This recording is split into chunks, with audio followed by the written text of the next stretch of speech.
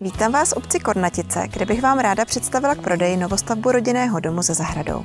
Pojďte se mnou na něj podívat. Obec Kornatice se nachází 6 km od Mirošova, kde je veškerá občanská vybavenost, 10 km od Rokycan a 18 km od Plzně. Novostavba samostatně stojícího rodinného domu má dispozici 4+ KK a výměru 105 m². Dům je přízemní s půdním prostorem na uložení věcí. Vytápění domu a ohřev teplé vody jsou řešeny plynovým kotlem a fotovoltaickou elektrárnou.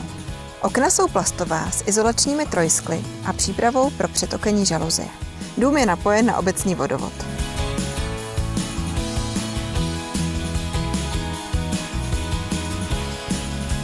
Kornatice jsou velmi příjemná obec se spoustou spolků a aktivním venkovským životem. Ne náhodou byla v roce 2015 vyhlášena obcí Plzeňského kraje.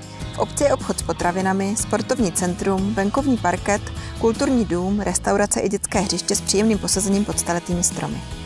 Kornatice jsou obklopeny lesy, je zde několik rybníků i potok. Okolí je protkáno cyklostezkami a turistickými trasami.